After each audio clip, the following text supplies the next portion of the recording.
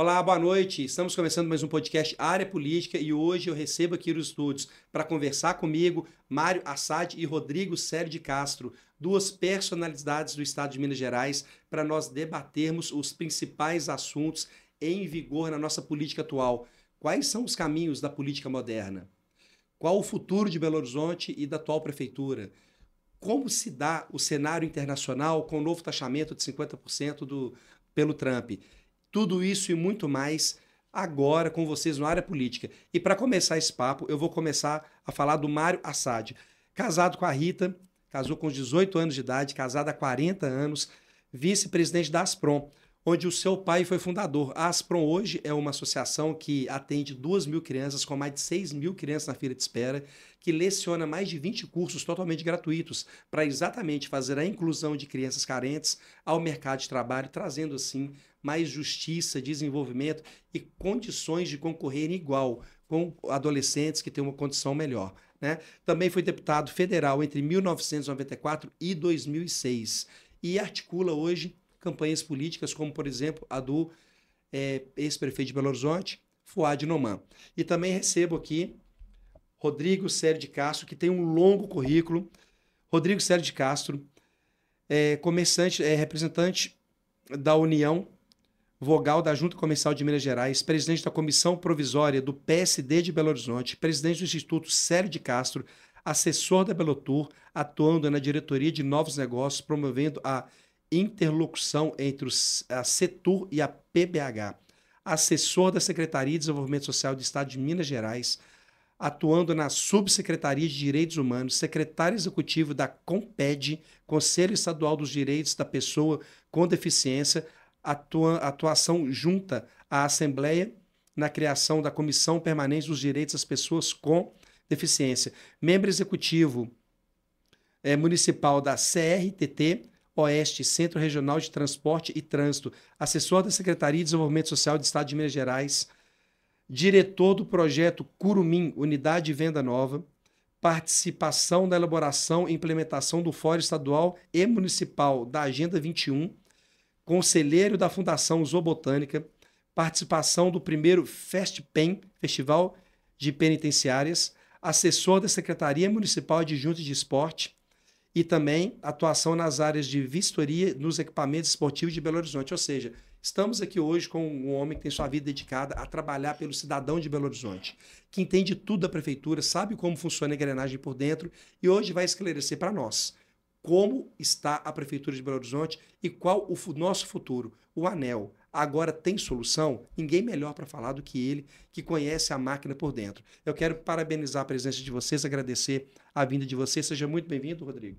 Muito obrigado. Seja muito bem-vindo, Mário. Obrigado a você, Batinelli. É uma alegria estar aqui no seu programa. E eu quero começar o programa de hoje com provocação.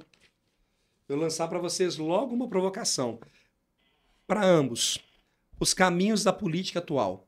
Como que você, Rodrigo, como que você, Mário, veem o atual cenário político brasileiro, os enfrentamentos, os debates e a polarização política? Como que vocês entendem isso e veem isso, em especial no município de Belo Horizonte? Bom, em primeiro lugar, é um privilégio, uma alegria muito grande estar aqui no seu programa.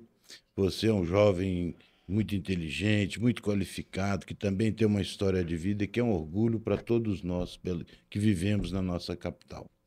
A sua pergunta é uma pergunta abrangente. Quais os caminhos? Muito bem. Vamos fazer aqui primeiro uma breve reflexão do momento que vivemos. Hoje o Brasil vive pleno emprego, e essa é uma grande questão para a nossa sociedade. É um país que vive em harmonia, as suas instituições estão funcionando a contento, ao meu ver. Claro que sempre tem problema, é preciso que haja alguns reparos, mas hoje nós vivemos um momento bem razoável no nosso país. Por outro lado, no mundo, nós estamos vivendo um mundo extremamente conflagrado, guerras, momentos até de desumanidade, massacrando crianças, idosos, civis sendo bombardeados em edifícios, aí, seja no leste europeu, seja na região lá da faixa de Gaza, seja na África, conflitos que realmente ofendem o nosso pensamento humanista. Agora, no Brasil, você disse sobre a polarização. A polarização faz parte da nossa história, de certa forma. No passado, nós vivíamos com era PSD e o DN. Depois foi Arena e MDB. Depois foi PT e PSDB. Então, em todos os momentos, praticamente da nossa história democrática, nós vivemos sob a égide da polarização, com alguns partidos menores que gravitavam em torno e que muitas vezes eram uma espécie de fiel da balança. Só que hoje, infelizmente, tem havido, o que eu acho que tem havido assim, um pouco a mais, é algum radicalismo. Radicalismo de todas as partes.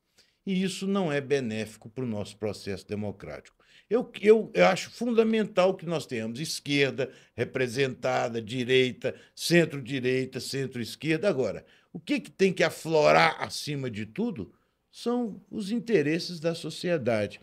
Eu sempre lembro de Voltaire, um grande pensador francês, eu, como já fui deputado, que falou certa vez que a população não quer saber dos nossos debates infindáveis, das nossas discussões estéreis. A população quer solução para os males de que padece. Então, o que os agentes políticos precisam fazer hoje, fundamentalmente? Buscar solução para os problemas que angustiam a população. Vou lembrar aqui de um deles, que é gravíssimo. Todos os pais sabem e tem a preocupação que eu vou dizer, que é a violência urbana que nós vivemos hoje no Brasil. E aquilo que era, às vezes, restrito a grandes centros, está espalhado hoje em todo o estado, em todas as cidades do interior. Há 20 anos atrás, eu sou nascido no interior, vivo em Belo Horizonte há muitos anos, mas há 20 anos atrás, você podia entrar na sua casa no interior de Minas e deitar e podia deixar a porta aberta. Não se tinha sequer a preocupação de que alguém podia entrar lá e fazer alguma maldade. Hoje, o interior de Minas vive, e do Brasil, vive a mesma expectativa de insegurança que nós vivemos nas grandes cidades. Então, o que eu quero dizer? Se, por um lado, nós vivemos hoje pleno emprego, se, por um lado, o judiciário está lá cuidando, eu creio assim, vejo dessa forma, o executivo do seu papel, o legislativo, ao meu ver, tem falhado, porque tem decidido muitas situações, dado prioridade às situações distantes também, que volta aquela frase de Voltaire, da realidade das pessoas.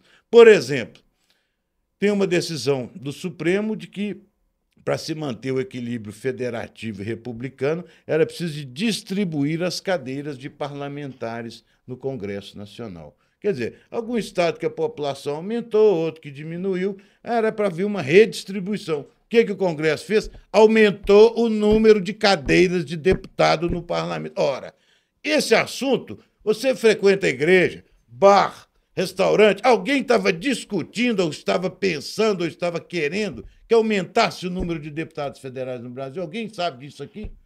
Quer dizer, por outro lado, está lá dormitando no parlamento, parece que agora resolveram acordar, um projeto do Executivo que isenta quem ganha R$ 5.000 de imposto de renda e que passa a cobrar mais 10% de quem ganha, pasmem, R$ 100.000 por mês. Eu pergunto, isso é prioridade? Isso é justiça tributária? Isso é quem ganha muito, paga mais. Quem ganha menos, paga menos.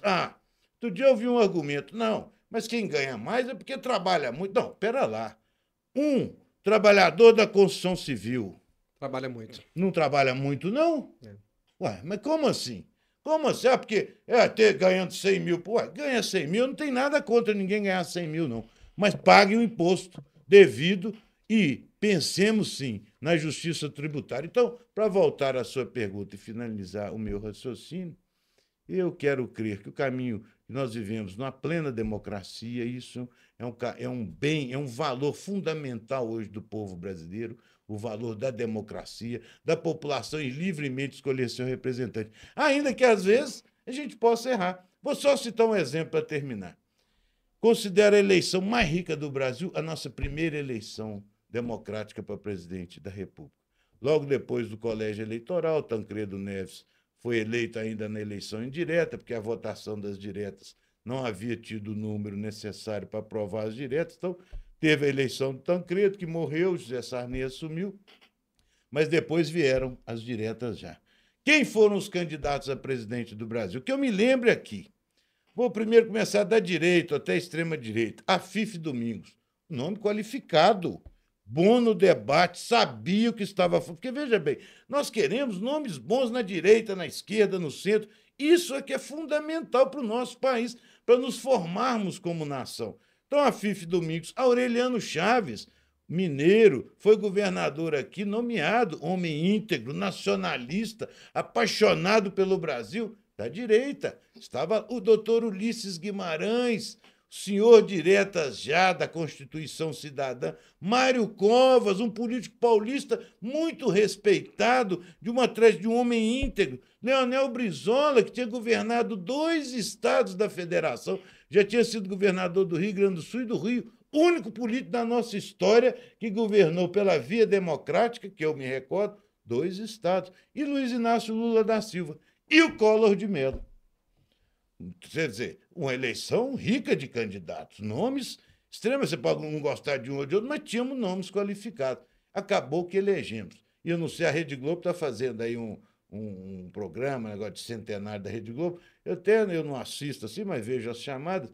Quero pensando como é que eles vão abordar esse período onde a Rede Globo fez uma campanha assintosa para eleger, que me desculpe a ausência, entre Aureliano, Afif Domingos, Brizola, Ulisses Guimarães, Mário Covas, o pior nome, que foi Collor de Mello. Tanto que, pouco tempo depois, sofreu um impeachment, o que, por um lado, também foi positivo, porque demonstrou que a nossa democracia já nasceu consolidada. Concluo dizendo, então, que essa polarização é da nossa história, no entanto.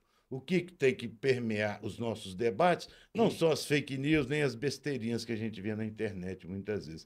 O que tem que permear são aqueles assuntos que afligem e angustiam o nosso maravilhoso povo brasileiro, que é um povo maravilhoso. Nessa eleição eu tinha 4 anos, mas o meu voto eu acho que iria para o Ulisses. O seu é para quem? Rapaz, boa pergunta. Eu votei no Brizola, para te falar a verdade.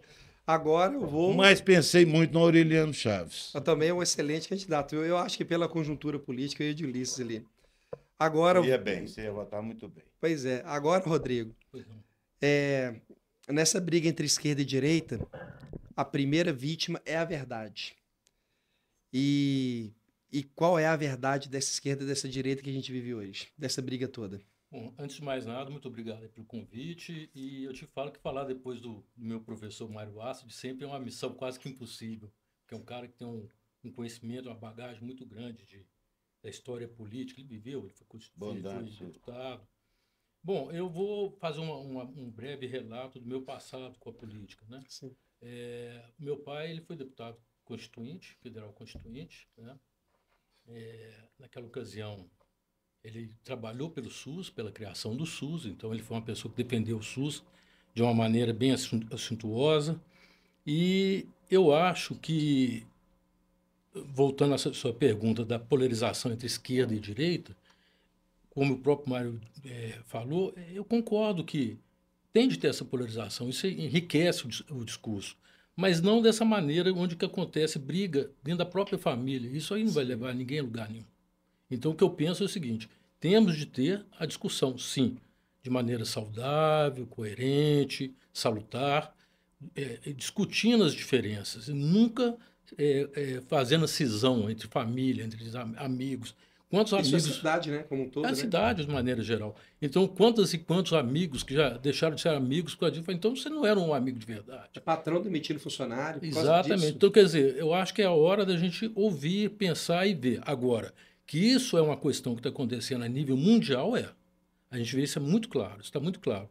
Foi o Lula trabalhar com o BRICS, a partir do momento que ele começou a fortalecer, investir, trabalhar o BRICS, já vem os Estados Unidos, opa, vocês estão mexendo em vespeiro e vou te taxar. Então, assim, a condução de um grande amigo nosso, de longa data, o vice-presidente Geraldo Alckmin, ele foi muito inteligente, está sendo muito coeso, porque não vou entrar em discussão, vamos tentar apaziguar, resolver para não dar essa sobretaxa de 50%. E eu boto muita fé nessa cruzada que ele está fazendo, o nosso vice-presidente Geraldo Alckmin. Então é isso, eu acho que nós estamos num processo de muita discussão, de muita briga, mas é momento da gente ter um pouco de paz e um pouco de seriedade para chegar em algum lugar.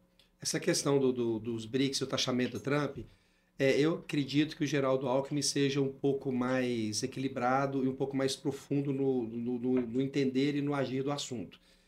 Você acredita que é somente uma questão da hegemonia do dólar, que os Estados Unidos não quer perder, para ele não ter que inflacionar sua própria economia, para poder conseguir manter os seus recursos e manter a sua taxa de endividamento junto ao PIB? Ou você acredita que essa questão da taxação é porque ele está defendendo, sim, um mundo mais livre, uma vez que nos BRICS é cercado de ditaduras e países não democráticos ou que não têm o respeito às liberdades plenas? Não, eu não acredito nisso, não. Pelo contrário, acho que o BRICS ele prega exatamente o contrário, a liberdade.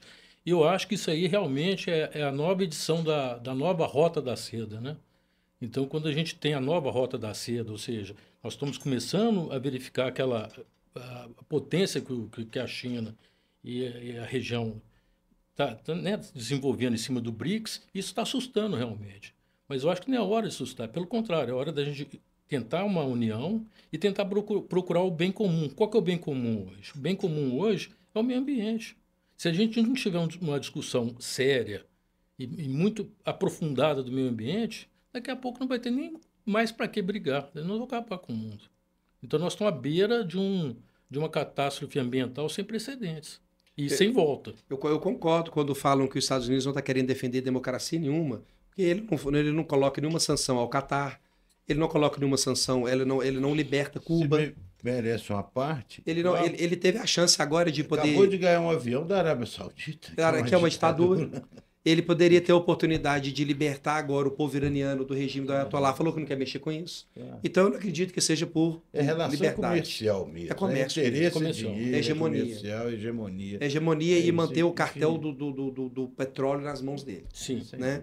Eu acredito que seja isso. Mas não deixam os senhores preocupados o fato de várias ditaduras estarem na órbita dos BRICS e o Brasil caminhando para um judiciário muito conivente com um lado e pouco com o outro, mas não entender de vocês? No Brasil não pode interferir em países soberanos.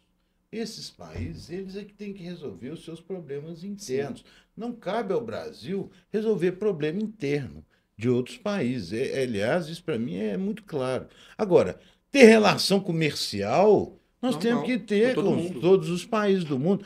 Os americanos, ao que me parece, primeiro que a impressão que eu tenho é que é um presidente que governa jogando truco, que volta e meia ele blefa. Sim. Acho que já ficou muito claro que ele blefa.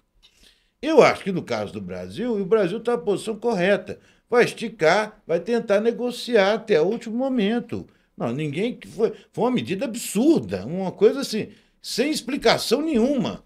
Querer interferir no poder judiciário de um outro país. O presidente Lula não tem o poder de interferir no judiciário. Como é que o presidente Lula vai falar se é para condenar ou absolver um presidente, um ex-presidente? Isso não existe. O Estado Democrático de Direito prevê o executivo, o legislativo e o judiciário independentes e harmônicos. São harmônicos, mas são independentes. Então, isso aí foi uma taxação política, ao meu ver, tem a ver com o que o amigo Rodrigo disse, que é incômodo com as negociações dos BRICS, que são países emergentes, portanto, países ascendentes no mercado mundial, no mercado internacional, que estão ampliando as suas trocas, o seu comércio, as suas negociações. E o Brasil também tem com os países da Europa e tem com o mundo inteiro. Então, essa decisão, para mim, volto a dizer, acredito que o governo brasileiro tomou a medida certa, que tem sim, tem que falar também que pode fazer a taxação no mesmo nível, já tem que dar o recado também, mas eu tenho certeza que isso que eu tenho visto, que vai tentar negociar até o último momento, porque o que não justifica é sacrificar toda uma cadeia econômica do agronegócio, porque, de repente, uma família que fala em pátria, mas que coloca a pátria em risco para defender um interesse pessoal, familiar e de uma forma que parece que sequer conhecem o Estado Democrático de Direito, porque, ainda que o presidente Lula quisesse, ele não pode interferir numa decisão que é do Poder Judiciário. Juiz decide com o que está nos autos, com o que está no processo. Quem fala com o juiz é o advogado da parte. Se o advogado da família Bolsonaro mostrar que está tudo, que não teve nada, que não houve tentativa de matar o presidente, que não houve tentativa de golpe, cabe ao juiz absolvê-los. Cabe, sim, senhor. Isso não é uma decisão política, é uma decisão jurídica. E tem que ter, é material, tem que ter a prova. Se, por outro lado, tem a prova objetiva de que houve tentativa de golpe, de que houve até tentativa ou armação para assassinar alguém seja quem for, um ex-presidente, um cidadão, tem que ser condenado. Então, isso não cabe aos Estados Unidos dar palpite nisso aqui, não. Isso aí é um assinte, é um desrespeito. E, para mim, uma completa inversão de valores, quase que uma loucura completa. Isso é uma loucura que nós estamos vivendo aí, mas que eu acho que o bom senso vai determinar e que antes do dia 1º de agosto vão acabar chegando no entendimento. Isso tudo me faz lembrar de uma frase muito bonita de Getúlio Vargas, que também está na Bíblia. O ódio gera o ódio. Só o amor constrói para a eternidade. Então, isso tudo são brigas, que estão gerando mais brigas. Que é aquilo também que nós falamos no princípio, dessa polarização invertida e baseada em fake news e mentiras. Isso não leva a nada. Agora, se a gente fizer a política é a arte do consenso, é a busca de dirimir conflitos sociais. Tem uma definição de política que eu também gosto muito. É a combinação da serenidade das estepes com a taciturnidade das florestas de Java. Então, com a política exercida de forma alta, respeitosa, tanto na relação internacional, e o mundo hoje é multilateral, não existe bilateralismo mais no planeta, é multilateralismo, todos os países têm liberdade de negociar com tudo. O Brasil é o grande celeiro do mundo. Então, com tudo isso, eu acho que prevalecendo o bom senso e a boa governança e governantes que têm um bom senso humanístico, e é sempre bom lembrar os ensinamentos do querido e inesquecível Papa Francisco, que foi um humanista em todo instante do seu papado, e que trouxe um exemplo de grandeza, de humildade, de amor ao próximo, que tem que ficar nos nossos corações, de todos, independente de serem ou não católicos. Então, se isso vier a prevalecer, eu tenho certeza que nós vamos ter uma virada de chave nesse século XXI, que até o momento tem mostrado ser um século desumano. Está me fazendo lembrar o tempo da Idade Média. Sim. País invadindo os outros, matando, não corta a cabeça com a espada, não. Manda um drone, explode aquilo tudo. Uma tragédia. Só complementando uma coisa, professor Mário, tá tão surreal essa questão aí dessa sobretaxação do Trump, né? Que qual o motivo? A prisão ou a condenação do Bolsonaro. Como que eles estão pedindo uma anistia para uma pessoa que nem foi condenada ainda? Então é uma questão muito surreal.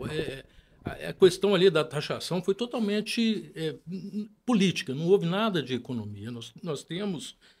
os Estados Unidos têm um superávit com a gente. Então, como você vai taxar uma pessoa que está ganhando mais que você? Não existe. Então, foi totalmente política, desproporcional, e que afetou não só a imagem dele no Brasil, que isso a gente conversa diariamente com as pessoas, mas também a imagem dele no resto do mundo. Então, afetou muito. Você vê que no final da Copa ontem, ele foi vaiado.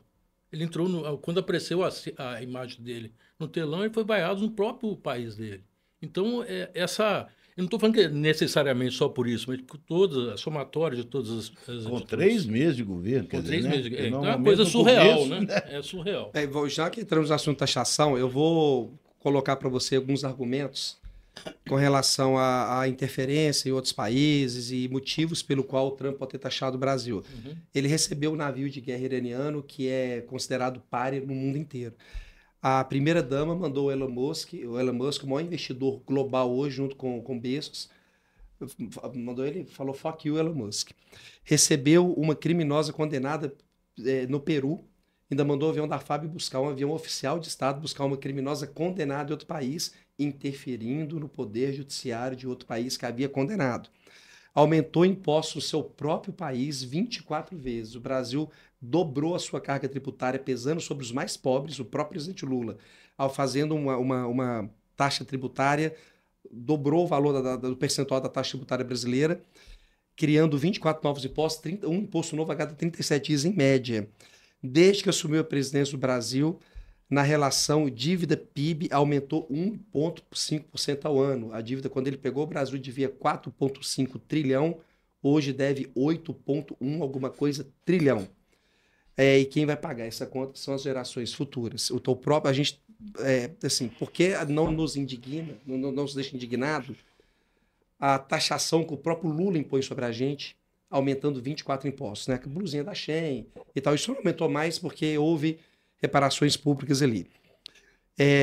Chama o líder judeu Benjamin Netanyahu de nazista, sendo que o nazismo perseguiu os judeus, né? Em plena guerra, chama o Trump de neonazista. O novo nazismo é o Trump. Falando isso para o próximo presidente dos Estados Unidos, uma semana antes dele assumir a presidência dos Estados Unidos. Chama o agronegócio de fascista, quem hoje detém 40% do PIB brasileiro, do próprio país. Visita uma condenada por corrupção em casa, ainda leva um cartaz pedindo a libertação dela, no caso Cristina Kirchner. Manda o Trump calar a boca e baixar a cabeça, usando esses termos, essas palavras, quando se trata do assunto de um Twitter que ele fez sobre o Bolsonaro. Dá palpites a favor de ditaduras e terroristas em guerras internacionais. O vice-presidente da República vai na posse do presidente iraniano, que é inimigo consumaz do mundo, uma ditadura sanguinária, que apedreja mulheres, que faz coisas horríveis, e o vice-presidente da República senta ao lado do chefe do Hezbollah, do Hamas, da Intifada e de vários outros grupos terroristas. Descumpre uma ordem do Tribunal Internacional de Guerra que pediu a prisão de Putin, e ele fala que vai desobedecer e receber o Putin que não quis vir. Defende o fim do dólar abertamente, arrumando uma briga, uma provocação aos Estados Unidos.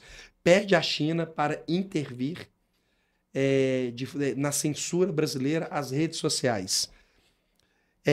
O Brasil taxa, em média, tem produtos que são de 1%, tem produtos que são de 30%. O Brasil já taxa, já protege a sua economia em 11,5%. Os produtos americanos, os Estados Unidos não retalha. Agora estão retalhando. Lula deixou a embaixada americana vazia após a posse do Trump por 4 meses. Agora que ocuparam. Moraes suspende e censura e multa o X de forma arbitrária nos Estados Unidos e no Brasil. STF emitiu ordens secretas e ilegais para Meta, WhatsApp e Google. É muita provocação. Diante disso tudo, eu entendo que querer defender a democracia brasileira seja só o título bonito que o Trump quer dar para passar um verniz. Mas diante disso tudo, se você acredita que é mesmo culpa do Bolsonaro e que essas taxações são só por picuinha política? Não, vamos começar pela questão. Uma fala sua mexeu muito comigo. Você falou a questão do nazismo. Sim. Do Benjamin, né? Sim, chamou o Benjamin Netanyahu de neonazista. Bom, vamos lá. Ele usou essas palavras mesmo. Tá. O que seria o nazismo? O nazismo remete ao Holocausto, né? O Holocausto é quando as pessoas foram massacradas nos guetos, né? Principalmente os de Varsóvia, onde pessoas morriam de fome. Sim. Você pega aquele filme A Lista de Schindler, ele retrata muito bem aquilo. O que está acontecendo hoje na faixa de Gaza, sem tirar e sem colocar isso. Exatamente isso. Porque, olha só, a ajuda humanitária tenta chegar, eles não deixam. Agora eles estão fazendo pior ainda. Eles mandam a ajuda humanitária, onde o pessoal está pegando comida, eles metralham as pessoas. Quer dizer, tudo bem, a gente não tem como interferir. É aquela máxima que a gente já havia falando. A questão interna é deles, lógico. Mas quando a gente vê uma coisa e é conivente, ou aceita, não é nazismo. Não, isso para mim é um holocausto. Isso é um holocausto. Porque uma coisa assim, olha, eu trabalhei muito com pessoas que passaram. Eu acho que a palavra holocausto, acho que ela é mais correta do que a palavra nazismo. Porque o nazismo remete ao sistema político, né, alemão, não ao ato brutal da política alemã. Eu quero ver qual que é a diferença que você está querendo dizer entre o Trump apoiar o Netanyahu massacrando o povo na faixa de Gaza e o Brasil mandar o vice-presidente numa posse de um país árabe que tem negócios de petróleo e de carne, que eu saiba, com o Brasil. Não tô entendendo. É o alinhamento ideológico. Você acredita que esse alinhamento ideológico pode Você trazer... queria que o Brasil tivesse alinhamento ideológico quando ele está em Andu? Porque com o povo judeu, eu acho que nós temos. O povo judeu vive muito Sim. bem aqui no Brasil e é um grande povo e que fez grandes feitos. É uma no questão mundo a inteiro. ideologia e outra Agora, coisa é a economia. Eu vou ter que ser o povo. Eu tenho certeza que o povo persa, que o povo do Irã é o povo persa. É o povo persa. É o- a é o- persa antiga. É o povo, um dos povos mais antigos do mundo Antigo. e um dos melhores povos do mundo. Agradáveis. Dizem que lá É um dos melhores povos do entrar na mundo. casa, todo mundo são muito doces, suaves. O problema é o trato. regime, não é o povo. Tudo bem. Como na Venezuela, mas o nós problema temos não é o povo, é o negócio- regime. Mas nós temos negócio com o país, o regime lá. Hoje é um, amanhã pode ser outro também. Não é E verdade? não tem como a gente E interferir. o Brasil é um exemplo para qualquer país do mundo de um país democrático. Porque, você querendo ou não, o Lula foi eleito. Você pode até Foi. achar que teve a urna eletrônica. Não, não lá, acho, não. Foi Mas, eleito. o Trump também, quando ele perdeu, eles invadiram o Capitólio. Depois ele ganhou, aí já foi honesta a eleição. Então, na democracia, isso é um ponto fundamental. Sim. A gente tem que saber perder e saber ganhar. Porque quando a gente ganha também, não pode tripudiar sobre Sim. o adversário, de jeito E nenhum. saber separar a política da economia. E a Você gente tem uma vai relação agora- econômica é uma agora, coisa. Sobre essa tributação, que você disse aí, esses tributos aí, até onde eu sei, boa parte do que foi para tributar os ricos e os muito ricos ficou parado no parlamento. Isso eu concordo plenamente com você. Infelizmente, as elites brasileiras não perdem o hábito de quererem comandar o país e acharem que estão acima do bem e do mal. Sim, Isso concordo. é lamentável. Olha, já existe um movimento hoje, Martinelli, de bilionários no mundo, compreendendo que eles têm que dar uma cota bem maior, Bem maior. porque não se pode pensar que no século XXI as pessoas vão ficar passando fome. Não pode. A humanidade tem que tomar uma medida a esse respeito. Mesma coisa aqui no Brasil. Nós já falamos isso aqui, eu e você, antes. A pessoa não perde para nascer numa comunidade favela. muito pobre, num barraquinho, não.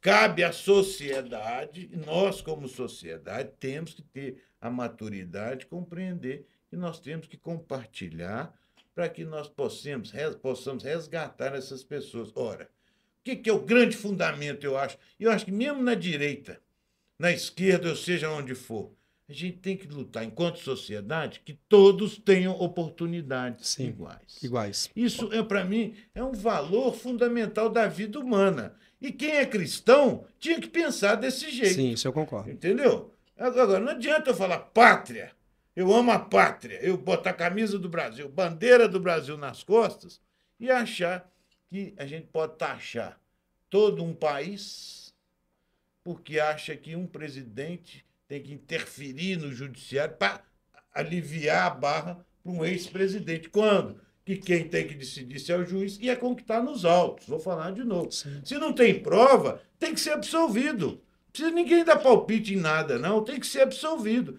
Se tiver prova que cometeu crime, tem que ser condenado.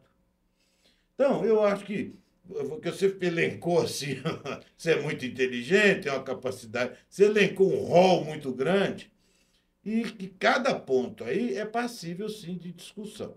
Eu penso que cada ponto que você elencou aí é passível. Eu quero deixar bem claro, não é a minha opinião, eu estou só fazendo provocações. Não, Você para pode vocês, fazer à vontade né? a sua provocação. E você sabe que eu também não deixo de. Exatamente de falar para o que eu extrair quero. o melhor de você vocês. pode provocar e você está certo em fazer. Mas, enfim, concluindo, eu penso que isso aí está um pouco tumultuado, porque você sai de questões da política, vai para a questão financeira, econômica, etc. Mas no frigir de tudo isso, eu penso que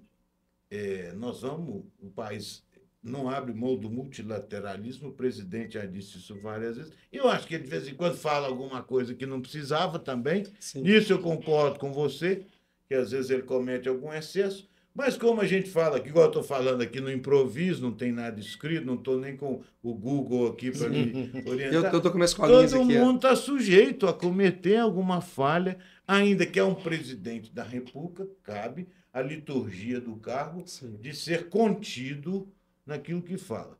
Porque a essência da política, eu quero voltar a dizer, porque eu vou frisar, é sempre buscar o consenso, a conciliação, tentar dirimir o conflito com inteligência, às vezes você até abrindo mão de algum ponto de vista, para que você possa tentar consolidar aquilo que é o seu Ô, Mário, teve um grande homem que uma vez me deu uma aula de política, que eu fiquei uma semana pensando nessa frase e que quebrou muitas arrogâncias que eu tinha, e eu acho que espelha bem o que você está dizendo.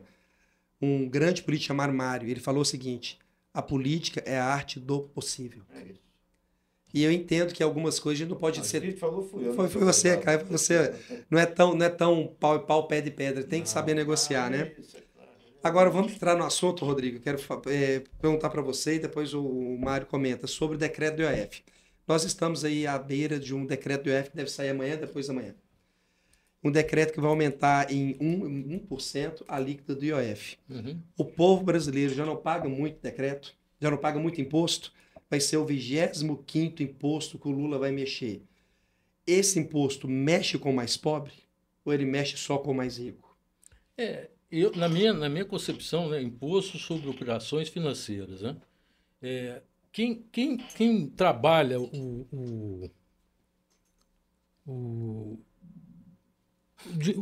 você tem dois tipos de dinheiro. Você tem o dinheiro mesmo, que onde se investe, especula financeiramente, e você tem o dinheiro, que vamos chamar de dinheiro, né, que é o dinheiro que se usa na produção, é o produtivo. Eu sou da opinião seguinte: acho que todo empresário tem de ser resguardado, realmente, não tem dúvida nenhuma. Resguardado em qual sentido? Em vez de especular com um dinheiro, ganhar dinheiro com dinheiro, é ganhar dinheiro produzindo trabalho, emprego, renda, né? Isso é uma visão que eu tenho, não só minha, mas eu acredito que da própria sociedade, que eu prefiro ter emprego pleno, né? As pessoas trabalhando e ganhando seu sustento, do que eu ter um dinheiro que vem fácil. Eu aplico em especulação, em bolsa financeira, etc, etc. E aquele dinheiro retorna para mim sem eu fazer absolutamente nada. E que ganho que eu tenho com isso, né? Estou repartindo esse dinheiro com outras pessoas e ganhando dinheiro. Isso que eu acho que é o bonito. Essa questão que você levantou é porque eu sou investidor. Sim. E a gente entra na questão do imposto de renda e da taxa Selic. O Brasil, quando o Lula pegou a presidência, a taxa Selic estava em 5%. Aí o Lula começou a gastar, tanto que ele endivida o Brasil 1,5% do PIB ao ano, e nós não tivemos um retorno social pleno disso. O gastar é relativo em razão da alta taxa de juros. Sim, que ele passou de 6 para 15. Não foi ele, foi o Banco Central, que é independente. O Galípolo, assim que assumiu, também eu concordo plenamente que a taxa de juros no Brasil está um absurdo. Isso eu concordo. É a segunda maior do mundo. Mas não é o presidente, é o Banco Central que fixa a taxa de juros. Porque o presidente Lula tem feito crítica. E isso de falar que o presidente Lula gasta, vai me desculpar, é uma mentira. É uma mentira. Onde é que ele gasta? Pagando aposentadoria. Você quer o quê? Porque dá aumento do salário mínimo real. Ué, que isso? Não pode dar aumento. Isso não é gastar, isso é investir. Isso não é gastar, querido. Vamos ser realistas. Não é que ele gaste. Está gastando dinheiro. Não tá gastando dinheiro. Está honrando os compromissos que é preciso que o Estado tenha. E nós precisamos ter um salário mínimo que seja um pouquinho acima da inflação, porque isso é uma forma de distribuir renda. Isso é uma falácia que dizem por aí que está gastando. Não tá, a taxa de juros é que está muito alta e que usam ela para controlar a inflação, que eu acho que não está tão controlada, exatamente porque a atividade econômica no Brasil, graças a Deus, é intensa. Eu, para chegar aqui agora, um trânsito danado, quer dizer que está tendo movimento. E eu não resisto, eu tenho que falar sobre o IOF. Taxa rico, sim. É porque eu sou investidor financeiro. O primeiro que paga IOF é banco. Banco que não gosta de pagar nada. Você quer ver outra coisa? Dividendo no Brasil. A família do Banco Itaú recebe 8 bilhões de dividendo. Sabe quanto paga de imposto? Zero. Aí o seu funcionário ali, ó, me falou que ganha 5.500 por mês, paga imposto de renda. Que loucura é essa? O que o governo precisa fazer? Está tentando, mas não consegue. Taxar. E o próprio Walter Salles, que é filho do Walter Salles, do Banco Itaú, que é da elite. Sim, diretor de cinema, rico pra caramba e tal. Diretor de cinema, fera. Ganhou o filme, ganhou o Oscar, etc. Mas ele próprio tem dito que precisa taxar. Sim. Quer dizer, existem bilionários que têm alguma sensibilidade. Não são todos que não têm. Deixa eu te falar sobre o IOF aqui, ó. O IOF só taxa um pouquinho. Quem vai para a Europa, para os Estados Unidos, vai pagar mais 1% para comprar 1%. dólar. Não, E agora, quem vai para os Estados Unidos também não é pobre. É. E nem para a Europa. Sim. É classe média alta. não, né? você vai concordar que eu vou te Eu falar não aqui, ó. resisto, viu, Matias? Não, aqui, ó. Desculpa, Matias. O decreto 12.444 do dia 11/7/2025, que é o IOF, que vai taxar empréstimos, cheques em 1% acima de R$ 600.000, cheque especial, aí é qualquer valor, financiamentos, se não me engano, acima de R$ 50.000, compras em cartão internacional fora do Brasil e mandar dinheiro para fora do Brasil pagando 1% a mais. Alguma coisa absurda Movimentações que você tá falando, até R$ 600.000 em previdência privada ao ano, até concordo. Não, Mas pera o lá. governo não Mas tinha você que tá cortar esquecendo. gasto. Tem uma compensação aí. Você está esquecendo de falar. Eu concordo. Quem paga imposto com R$ 5.000 é casado os projetos. Sim. Está lá para o parlamento aprovar o projeto, isentando de pagamento de imposto de Sim. renda quem ganha R$ 5.000. Isso aí está compensando, de certa forma, o que está isentando aqueles que ganham menos, que não têm mesmo que pagar imposto de renda. Sim. Nós vivemos num país desigual, gente. A gente tem que Muito compreender. muito igual. Vamos E o fazer. filho da classe média, e eu pude fazer isso pelos meus filhos, eles iam à aula e não trabalhavam. Eles iam à aula. Trabalhar e Porque estudar, eu o faço pai, isso, é complicado. O pai tinha condição dele ir à aula. Os filhos das pessoas deserdadas da sorte, que nasceram ali, sem querer nascer ali, às vezes num barraquinho de papelão, ele vai à aula e ele trabalha. Ou se não só trabalha, que eu tenho que comer Se pão. não só trabalha, não pode estudar. Isso eu E a concordo. educação é hoje um ponto fundamental que muitos governos nossos estão querendo dar as costas para a educação pública no nosso país. É. Que isso é um outro valor fundamental consolidado pelo Constituinte em 88, que é a saúde, a educação, são fundamentais, tem dinheiro vinculado, garantido e tem que ter mesmo. Agora eu vou concluir. Sei que eu falo muitas vezes, te peço desculpa, Martinez. Não, Mas você lembrou de uma frase minha? E eu lembrei agora de uma outra frase que eu acho que é um ensinamento para a vida. Sócrates falou, está na Bíblia, um grande pensador indiano que fez o hino da Índia e de Bangladesh, eu não sei falar o nome direito, é Rabindranath Tagore.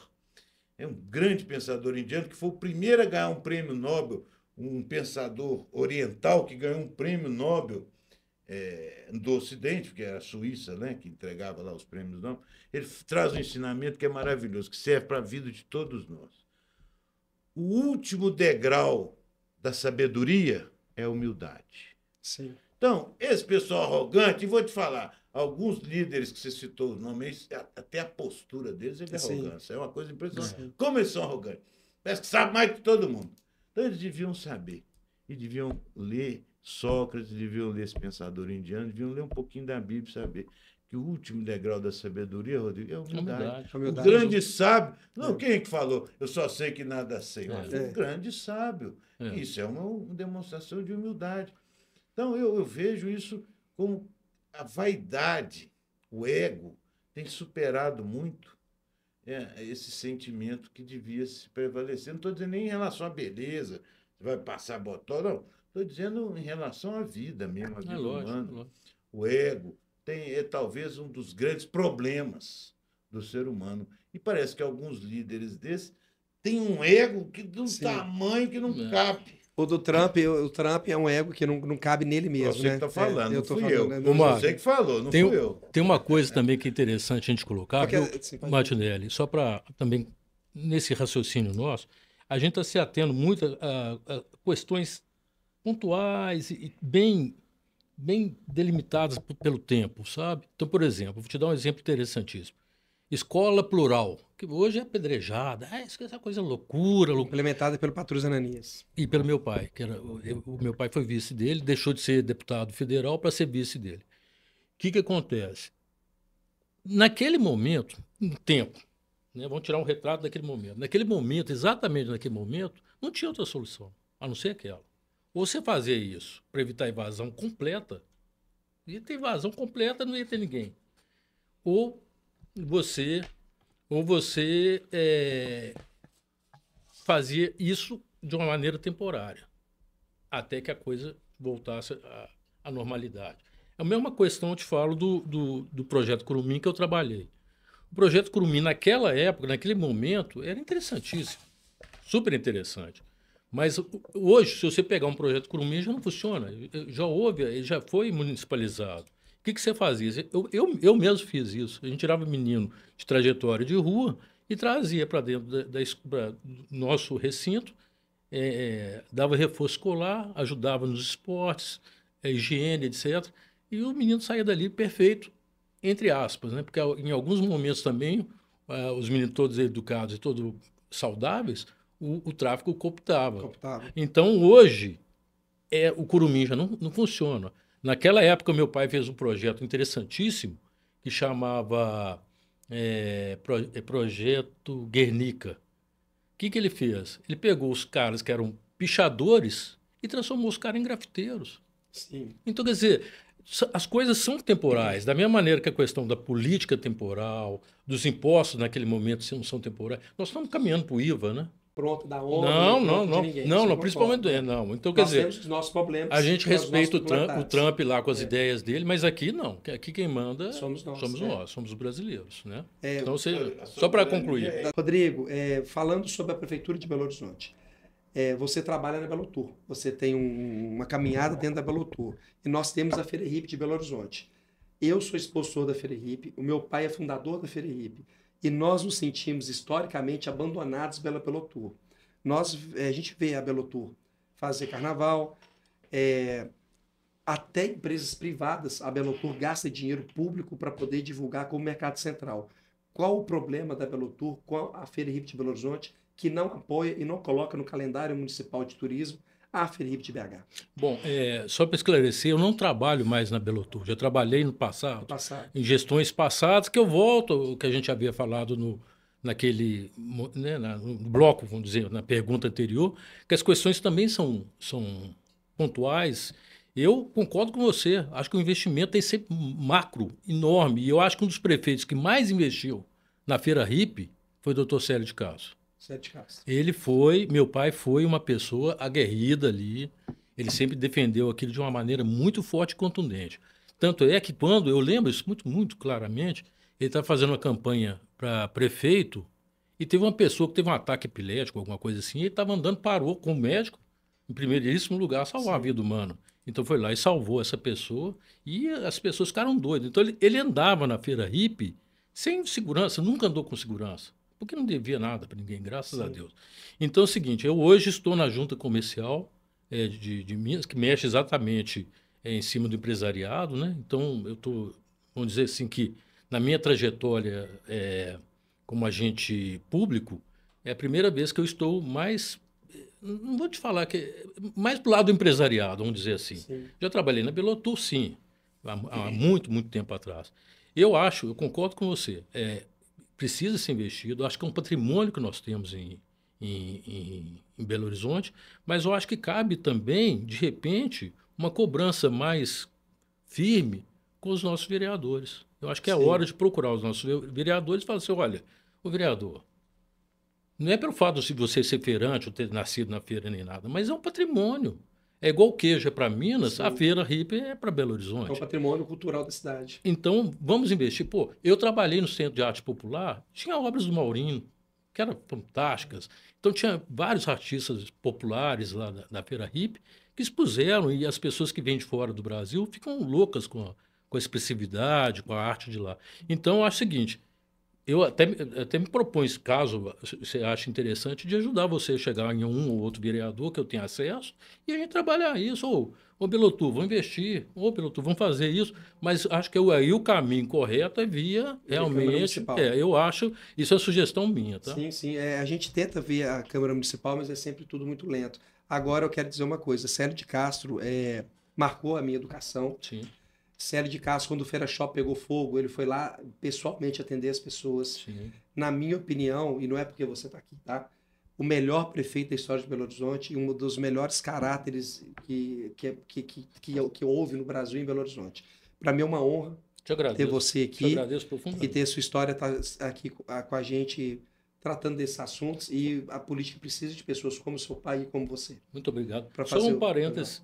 Ele trabalhou hoje, eu estava comentando isso, que a gente tem um co-work aqui perto, E a gente está recebendo uma turma da revalidação, que são médicos que formam no exterior e têm de ser revalidados, né? Sim. E é um lá, você é filho do doutor Seller? Sou. Ah, seu pai trabalhou 35 anos no HPS, falei, 35 anos. Então, quer dizer, 35 anos dentro de um hospital, montando a urgência e emergência, se isso não for amor, isso não é mais nada. Então, quer dizer, o mesmo amor que ele levou, que trouxe da medicina, ele levou para a política. E o Mário sabe muito bem disso, que o pai dele e o meu pai foram colegas. Doutor Célio é um orgulho para todos É um nós. orgulho para todos nós. É uma das maiores personalidades, sem dúvida, do cenário mineiro.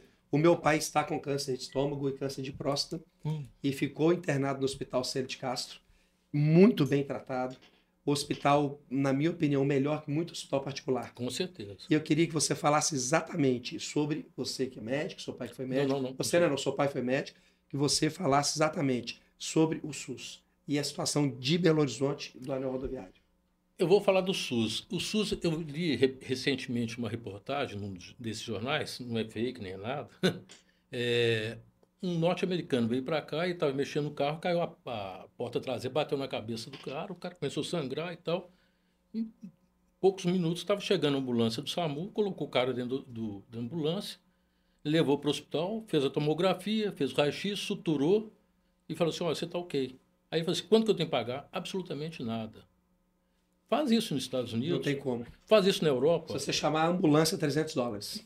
Quer dizer, então eu acho, o SUS tem suas deficiências? Tem. É aquilo que eu te falei. Tudo é ajuste. Tudo é tempo, tudo é a sabedoria.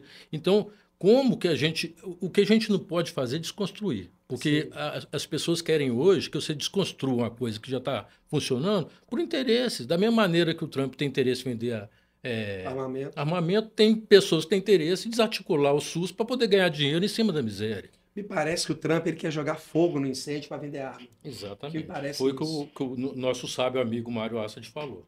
Quer jogar fogo no incêndio com provocações, claro, para vender arma. E com relação ao nosso anel rodoviário, que agora foi municipalizado, o que o senhor pode nos dizer com relação o que esperar desse anel? Bom, o anel rodoviário, ele já é quase que uma nova contorno, né, vamos dizer assim, porque ali hoje se liga Belo Horizonte toda, seria uma contorno dentro da contorno, né? Há um tempo atrás, eu ainda estava na CEDES, já há bom tempo atrás, existia aquela questão do rodoanel, né, que seria para encampar exatamente isso e tirar todo esse tráfego pesado no anel rodoviário. Olha, o que eu acho é o seguinte, eu espero, né? O que eu espero é que a gente tenha uma atitude um pouco mais célere, né? As coisas vão acontecer de uma maneira mais acelerada, mais dinâmicas, né? Porque a gente vai estar dentro de uma estrutura de município, com a infraestrutura do governo federal por trás, e estadual, não sei se o estadual está entrando, mas o federal com certeza o DENIT está entrando. Então, eu acredito que pode ser a solução, sim, mas volto a falar. O vereador foi eleito para isso, para fiscalizar, para olhar, para criar lei. Então, vamos cobrar. Se não está funcionando, ô vereador, o que não está funcionando? Houve um acordo com relação à barragem de Mariana, que um bilhão, alguma coisa viria para esse anel. Essa concessão à prefeitura atrapalha essa verba a vir do acordo de Mariana? Eu acredito que não. Não, né? Porque isso vai para um fundo de compensação a nível nacional, né? Então, o dinheiro só muda, só passa por mais uma mão, mas chega aqui, né? Chega aqui, tem que ser fiscalizado, pode. Lógico, ser fiscalizado. Mário, eu quero fazer uma pergunta para você, o seguinte. O que eu posso esperar como cidadão de Belo Horizonte, já que você trabalhou na campanha do FUAD, o FUAD ganhou e lamentavelmente ocorreu, né? Tudo que ocorreu e agora o Álvaro. O que eu, Bruno Martinelli, cidadão, que pego ônibus, pego Uber, estou domingo na Feira Hip expondo, preciso do SUS, posso esperar dessa cidade daqui para frente? Nós teremos uma BH tão boa quanto foi com o Célio de Castro ou nós estamos não indo para um caminho tão bom?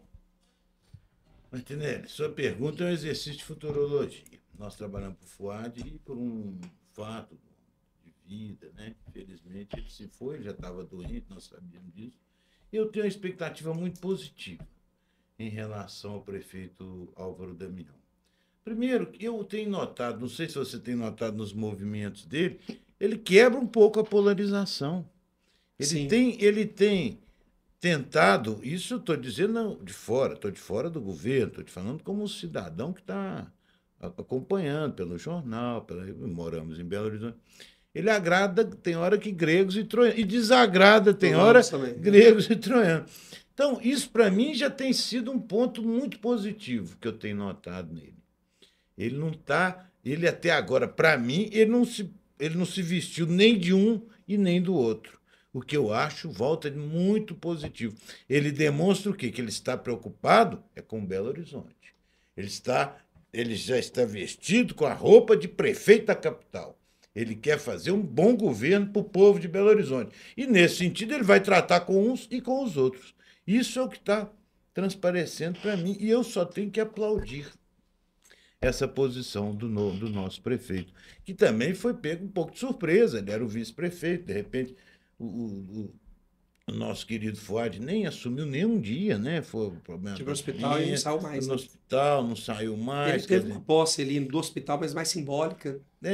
Um momento difícil, que me remete na nossa história recente, como foi Tancredo e José Sarney. Meu pai também, ele foi meu doutor Célio Pimentel.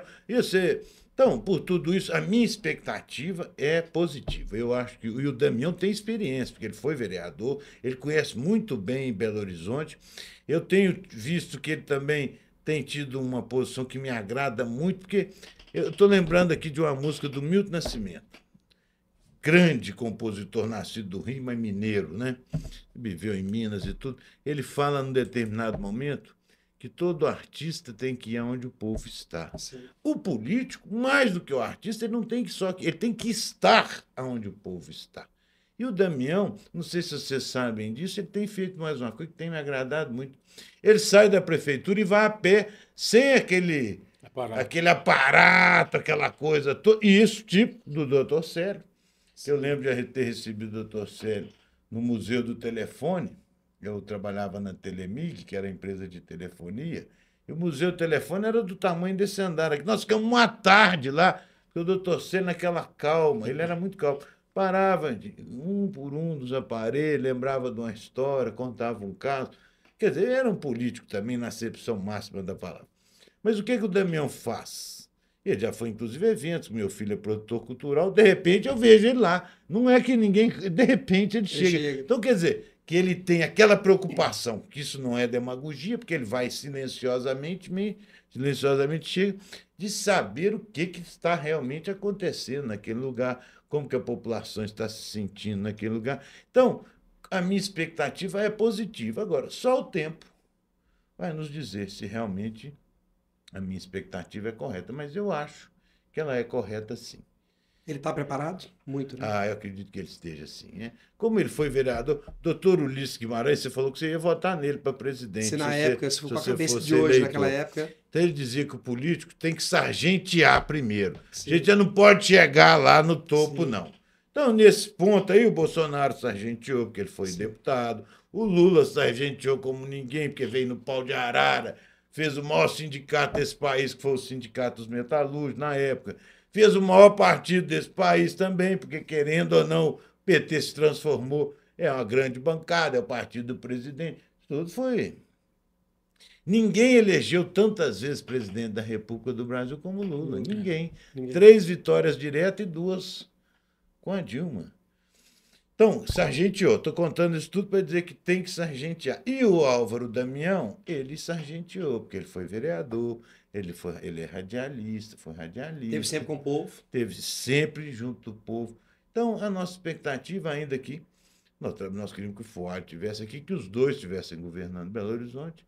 E aí tive também recentemente com o presidente da Câmara, que é o professor Juliano Lopes, que também me impressionou muito. Muito fino no trato, muita sensibilidade social.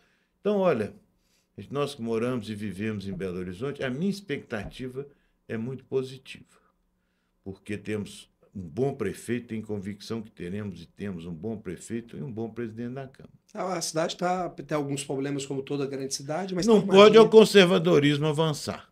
Isso, sob o meu ponto de vista. Sim. Belo Horizonte é uma cidade plural, é uma cidade que respeita as diferenças, não somos uma cidade homofóbica, homofóbica, e quando eu vejo a maravilha, a beleza que nós todos estamos podendo ver dos nossos ipês cor-de-rosa, eu espero que essa maravilha, agora mesmo vindo para cá, a avenida aqui está cheia de ipê cor-de-rosa, lindo, que isso ilumine o coração das pessoas, para que a gente as pessoas sejam do bem, especialmente esses que estão com os destinos da nossa cidade em suas mãos, que se iluminem, que sejam abençoadas e que realmente pensem no bem-estar da população e não em proveito próprio, que é o grande câncer da política que nós temos visto. As pessoas alcançam um mandato e vão cuidar dos seus negócios, dos seus interesses. E a política é para cuidar dos interesses das pessoas.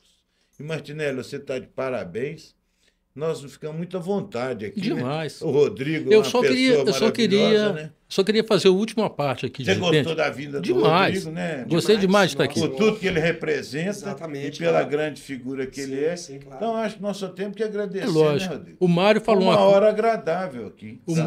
O Mário falou uma coisa interessante dessa questão da homofobia, das diferenças. O doutor Célio meu pai morreu em 2008. Dia 20 de julho de 2008. Quer dizer, daqui a alguns dias vai ser mais um aniversário de morte dele. Na época do enterro dele, que foi no Salão Nobre lá da prefeitura, a parada gay estava passando no dia. Eles pararam na porta da prefeitura, desligaram os carros de som e fizeram 1 minuto de silêncio, em homenagem a ele, que sempre os respeitou. Doutor sempre... Célio é uma figura inesquecível. Não, mas quem sou, me sinto também obrigado a dizer que Belo Horizonte é uma cidade que teve muito bons prefeitos. Sim. Tomo a liberdade de dizer que Pimenta da Veiga foi muito bom prefeito, Eduardo Azeredo foi muito bom prefeito, Patrus Ananias foi muito bom prefeito, Fernando Pimentel foi muito bom prefeito, doutor Célio, muito bom prefeito, Fuad Noman, muito bom prefeito. Quem que eu estou esquecendo aqui? Calil, muito bom. Mas foi bom prefeito, porque foi bom presidente do Galo também. Do Galo foi. E Marcos Lacerda, enfim. Belo Horizonte é uma cidade que é privilegiada nesse ponto. Eu digo que eu moro aqui. Eu estou com 60 anos, vim para cá com 3 anos de idade. E eu acho que Belo Horizonte... Não quer dizer que eu concorde com tudo que todos fizeram. Não é isso. Mas foram todos muito bons prefeitos. E Belo Horizonte colhe esse fruto. Agora, para mim, o melhor foi o que plantou os ipês cor-de-rosa. Rodrigo, o seu pai foi prefeito de Belo Horizonte na época que Belo Horizonte era a cidade que mais crescia no mundo. Tem esse dado. E eu vejo o carinho que você tem pelo seu pai e que a cidade tem pelo seu pai. Se você pudesse encontrar com seu pai pessoalmente agora, o que recado você daria de Belo Horizonte para o seu pai? O que você poderia falar do seu coração para ele? Sua câmera é aquela. Tá. Fala com o seu pai. Eu falaria o seguinte: o pai volta que nós estamos precisando de você demais aqui. Tá mesmo. Eu estou falando assim com esse saudosismo um pouquinho de uma maneira jocosa, mas realmente, a gente está precisando de carinho. Porque o doutor Célio tratava Belo Horizonte como se fosse um paciente. Com carinho, escutava, ouvia, apalpava. Opa, tá faltando aqui. Eu vou te falar isso porque eu saía com ele no domingo. Ele falou assim: filho, vamos dar uma rodada aqui, vamos. Ele passava numa praça e falava assim: essa praça não está bonita.